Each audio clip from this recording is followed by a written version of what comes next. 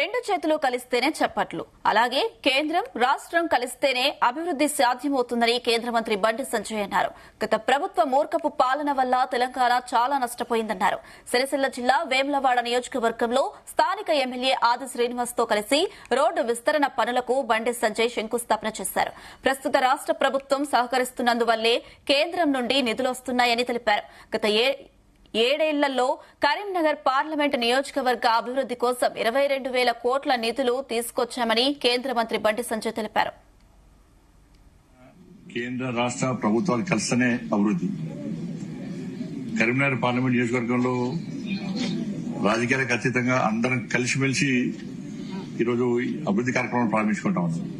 ఎన్నికల వరకు మాత్రమే రాజకీయాలు, ఎన్నికల తర్వాత అందరం కలిసిమెలిసి ఉండి మనం గెలిపించిన ప్రజలకు న్యాయం చేయాలని చెప్పి ఒక దృఢ సంకల్పంతో అందరం కలిసిమెలిసి రాజకీయాలకు అతీతంగా ఈ అభివృద్ధి కార్యం ముందు తీసుకుపోతున్నాం.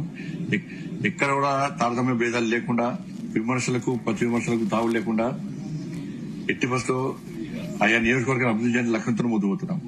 అందరూ తెలుసు, నేను పార్లమెంట్ సభ్యుడిగా గెలిచింది ఇప్పటి వరకు దాదాపు 22,000 కోట్ల రూపాయలు నిధులు తీసుకురావడం జరిగింది. దానిలో 10,000 కోట్ల రూపాయలు కేవలం రోడ్ల కోసమే. మీరు ఏ దేశమైనా, ఏ రాష్ట్రమైనా, ఏ గ్రామమైనా అభివృద్ధి చెందాలంటే కమ్యూనికేషన్ అంటే రోడ్ రవాణా వ్యవస్థ చాలా ఇంపార్టెంట్. ఇవాళ ఈ నియోజకవర్గానికి సంబంధించి గతంలో ఫస్ట్ టైం కలిసినప్పుడు కూడా గోవిందారం నుంచి మేడిపల్లి నుంచి గోవిందారం 20 కోట్ల రూపాయలతో రోడ్ వేయడం జరిగింది. మల్యా నుంచి కాసారం 25 కోట్ల రూపాయలతో, ఇప్పుడు 23 కోట్ల రూపాయలు. రోడ్లకు ఎక్కువ మనం డబ్బులు ఇస్తున్నాం, సిఆర్ఎఫ్ ఫండ్స్. నేషనల్ హైవేస్ గాడి ఇప్పుడు వరంగల్ కరీంనగర్ 2,134 కోట్ల రూపాయలు ఆల్రెడీ రోడ్డు పూర్తవుతుంది. ఎలికతుర్తి సిద్దిపేట 578 కోట్ల రూపాయలు. ఇప్పుడు మొన్న కరీంనగర్ జగిత్యాల్ 2,000 కోట్ల రూపాయల పైగా నిధులతోని కేబినెట్ అప్రూవల్ అయింది. స్థానిక శాసనసభ్యులు మేడిపల్లి సత్యం గారు కూడా వారు నాతో పాటు ఢిల్లీకి వచ్చారు. కేంద్ర మంత్రిని కలిసాము. నేను వారు కలిసి మంత్రిని కలిసిన తర్వాత మంత్రి గారు చాలా హ్యాపీగా ఫీల్ అయినారు.